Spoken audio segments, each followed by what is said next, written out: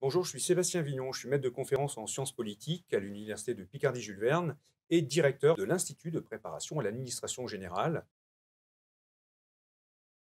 L'IPAG donc, se situe au pied de la cathédrale, au pôle universitaire cathédrale, c'est-à-dire qu'il est situé à moins de 10 minutes à pied de la gare d'Amiens. Une vingtaine d'étudiants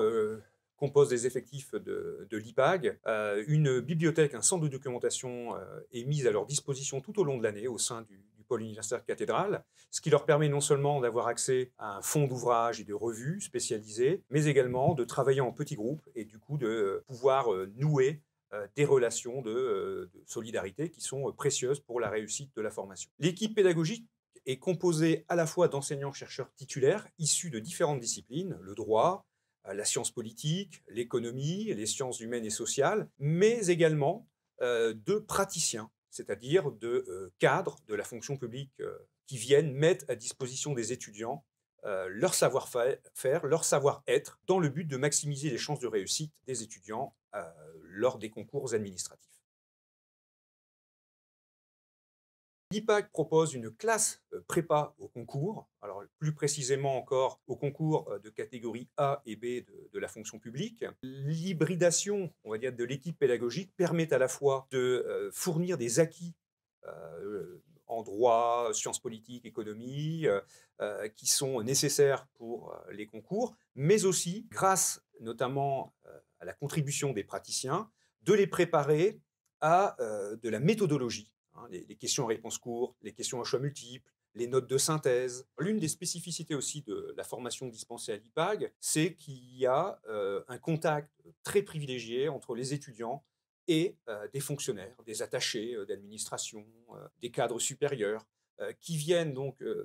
dispenser des enseignements, mais qui prennent part aussi à la préparation aux grands oraux des étudiants, en collaboration avec des enseignants-chercheurs de l'université. L'idée, c'est de donner tous les outils, toutes les méthodes qui permettent aux étudiants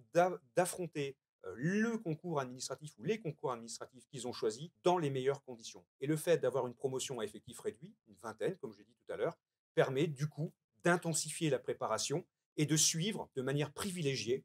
les candidats tout au long de l'année. Et le calendrier de la préparation au concours est d'ailleurs calqué, on va dire, sur le rythme et le calendrier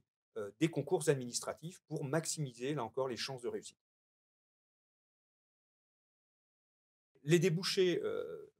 qui sont proposés aux étudiants qui suivent la prépa concours, eh bien, sont à la fois situés dans les secteurs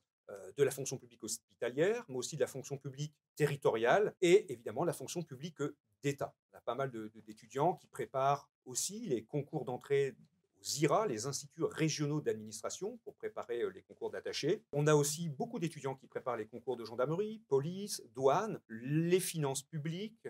directeur aussi d'établissements pénitentiaires, le travail social, médico-social. Bref, on a, on va dire, une panoplie de concours et de débouchés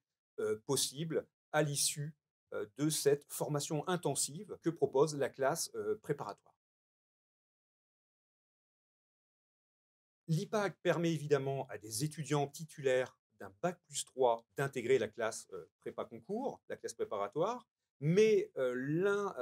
des points forts aussi de l'IPAG, c'est de proposer cette prépa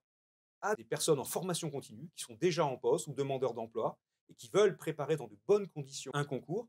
ou encore permettre à des fonctionnaires déjà en poste de venir se spécialiser ou réactualiser des compétences, puisque l'IPAG propose l'accès à certains modules de la prépa concours à la carte. C'est-à-dire qu'on peut choisir un module qui est facturé donc sur devis par les services de la formation continue, qui peut concerner la gestion des ressources humaines ou encore les finances publiques, ou le volet méthodologie pour les personnes qui auraient besoin d'intensifier, on va dire, leur préparation et notamment lors des grands oraux.